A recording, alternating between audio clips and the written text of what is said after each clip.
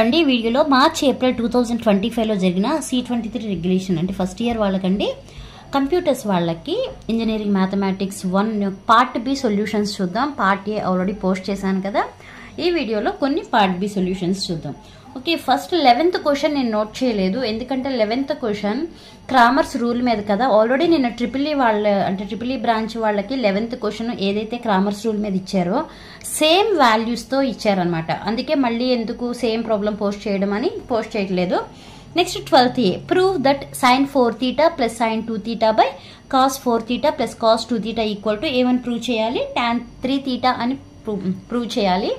First ఏం చేస్తాము అంటే sin c plus sin d అలానే cos c plus cos d formulas రాసుకోవాలి.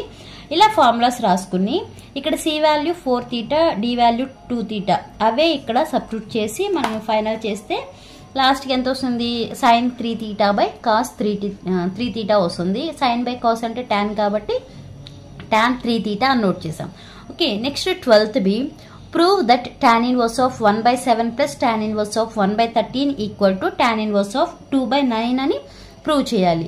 ఓకే, ఇది మనకి ఏ ఫామ్ కనిపిస్తుంది, tan inverse x plus tan inverse y కనిపిస్తుంది కదా. ముందు ఆ ఫార్ములా రాసుకోండి. tan inverse x plus tan inverse y equal to tan inverse of x plus y by 1 minus xy. ఇలా LHS తీసుకుని ఈ ఫార్ములాలో సబ్స్టిట్యూట్ చేస్తే మనకి ఎంత వస్తుంది, tan inverse ఆఫ్ 2/9 వస్తుంది. అంటే LHS ఈక్వల్ ఏమని ప్రూవ్ చేసాము, RHS అని ప్రూవ్ చేయండి. 13th a solve cos θ plus sin θ equal to √2. ఇలా ఇచ్చిన ప్రాబ్లంకి స్క్వేరింగ్ ఆన్ బోత్ సైడ్స్ చేయాలి. స్క్వేరింగ్ ఆన్ బోత్ సైడ్స్ చేసినప్పుడు ఏమవుతుంది, cos θ plus sin θ whole square equal to √2 whole square అవుతుంది. ఈ స్క్వేర్ రూట్ క్యాన్సిల్ అవుతాయి. ఇది a plus b whole square form కనిపిస్తుంది కదా. a² plus b² plus 2ab అని రాసుకుని ఈక్వల్ టు 2 ఉంది కాబట్టి 2 నోట్ చేయండి. ఇక్కడ మనకి cos² θ plus sin² θ equal to ఎంత వాల్యూ 1. ఆ 1 నోట్ చేయండి. Remaining 2 cos θ sin θ equal to ఇటువైపు ఏముంది 2 ఉంది. మనకి ఇక్కడ 2 cos θ into sin θ equal to ఈ 1 ఉంది కదా, ఇది +1 కదా, ఈక్వల్ కట్టేస్తే ఏమవుతుంది -1 అవుతుంది. అంటే 2లోంచి 1 సబ్ట్రాక్ట్ చేస్తే 1 అవుతుంది కదా. అప్పుడు 2 cos θ into sin θ equal to ఏమవుతుంది 1 అవుతుంది. మనకి sin 2θ ఫార్ములా ఏంటి అంటే 2 sin θ cos θ. ఇక్కడ మనకున్నది ఏంటి 2 sin θ cos θ కదా. ఈ ప్లేస్లో sin 2θ అని రాశాను. sin 2θ ఈక్వల్ టు ఎంత అండి 1. ఓకే, sin 2θ ఈక్వల్ టు ఇక్కడ వాల్యూ 1 ఉంది కదా. ఆ 1 ప్లేస్లో నేను ఏమని రాస్తున్నానంటే sin 90 degrees అని రాశాను. ఓకే, sin 90 degrees వాల్యూ 1 కాబట్టి 1 ప్లేస్లో sin 90 రాశాను. ఈ సైన్ రెండు క్యాన్సిల్ అయిపోయి మనకు మిగిలింది ఏంటి 2θ equal to 90 degrees. Then θ equal to ఏమవుతుంది 90/2. 90/2 అంటే 45 degrees. ఆ 45 degreesని ఎలా రాస్తాము, π/4 అని రాయొచ్చు కదా. ఇది 13th ఏ అండి. Next question 13th B solve the triangle ABC with A equal to 2, B equal to 2 into √3 and C equal to 4. నేను ఈ ప్రాబ్లం ఇక్కడ సాల్వ్ చేయలేదు కానీ బట్ మీకు హింట్ ఇస్తాను ఎలా చేసుకోవాలి అని. మనకి ఫార్ములాస్ ఉన్నాయి కదా. cos a ఈక్వల్ టు ఏంటి ఫార్ములా ఏమని రాయొచ్చు, b² plus c² minus a² by 2bc అని. అలానే నెక్స్ట్ ఇంకో ఫార్ములా అంటే మనం ఏం ఫైండ్ అవుట్ చేయాలి, యాంగిల్స్ అనేవి ఫైండ్ అవుట్ చేయాలి. ఓకే, యాంగిల్స్ ఫైండ్ అవుట్ చేయాలంటే ఈ ఫార్ములా యూజ్ చేయాలి. Next cos b equal to ఏం రాస్తాం, cos b equal to a² plus c² minus b² by 2ac. అలానే cos c equal to AB రాసాం కదా. cos c ఈక్వల్ టు ఏం రాస్తాం మనం, a² plus b² minus c² by 2ab. ఈ formulas confuse అయ్యడానికి ఏమీ లేదు. ఇక్కడ ఏంటంటే 2 ప్లస్ టర్మ్లు వచ్చినాయి, ఇక్కడ మైనస్. నెక్స్ట్ ఏంటంటే ఇది ప్లస్ రావాలి, అలా రిపీట్ అవ్వకూడదు. ఓకే, ప్లస్ ఉన్న చోట మైనస్ ఈ 3 ఈక్వేషన్స్లో రిపీట్ అవ్వకుండా చూసుకోండి. డినామినేటర్లో 2bc ఒకసారి, 2ac ఒకసారి, 2ab ఒకసారి ఇలా. ఓకే, ఇక్కడ మనకి ఏబిసి వాల్యూస్ తెలుసు కాబట్టి ఆ వాల్యూస్ ఈ ఫార్ములాలో సబ్స్టిట్యూట్ చేస్తే మనకి యాంగిల్స్ అనేవి వస్తాయి. అంటే ఏ ఈక్వల్ టు ఎంత, బి ఈక్వల్ టు ఎంత, అలానే సి ఈక్వల్ టు ఎంత వస్తుందండి. నేను ఆన్సర్ చెప్తున్నాను ఒకసారి చూసుకోండి. ఏ ఈక్వల్ టు మనకి 90 degrees వస్తుంది, బి ఈక్వల్ టు 30 degrees వస్తుంది, అలానే సి ఈక్వల్ టు 60 degrees వస్తుంది. ఓకే, ఒకసారి వాల్యూస్ ఇవి ఆన్సర్స్ మీరు దీనిలో సబ్స్టిట్యూట్ చేస్తే ఈ వాల్యూస్ వస్తాయి. ఒకసారి మీరు సాల్వ్ చేసుకోండి.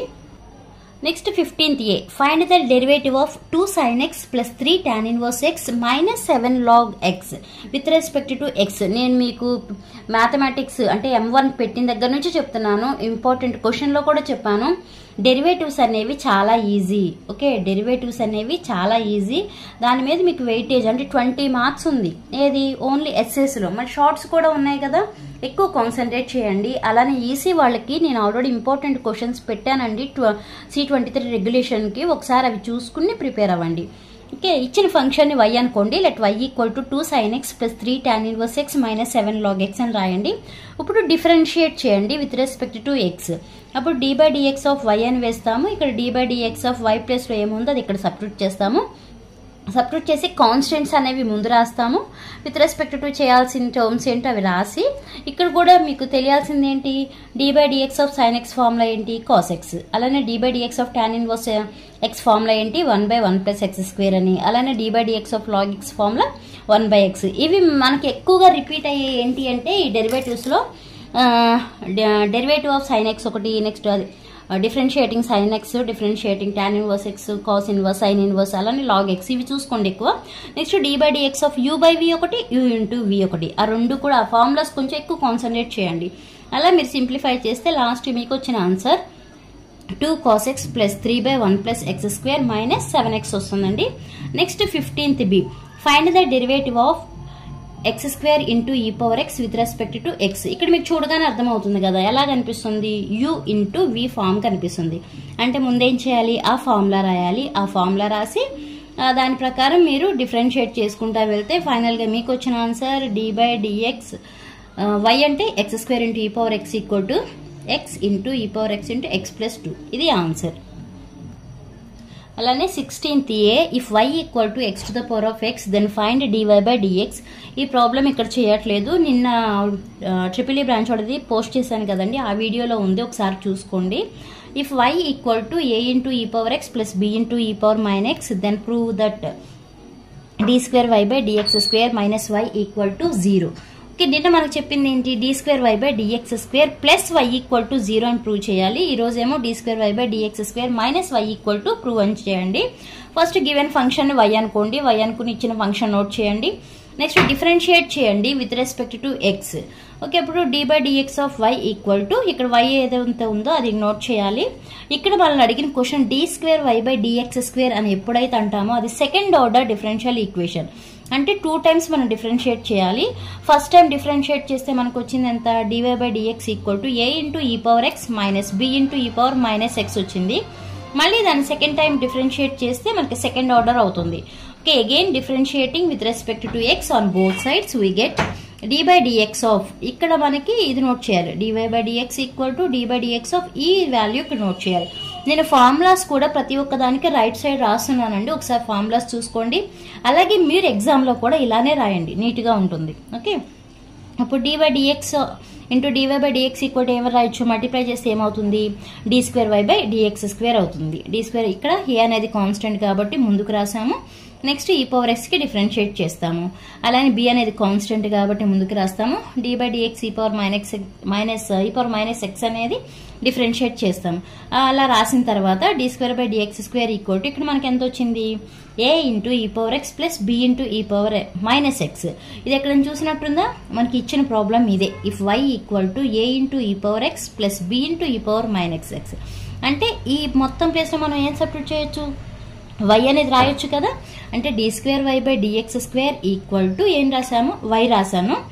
ఇప్పుడు మనకేంటి, ఏం ప్రూవ్ చేయాలి, d square y by dx square minus y equal to 0 అని ప్రూవ్ చేయాలి.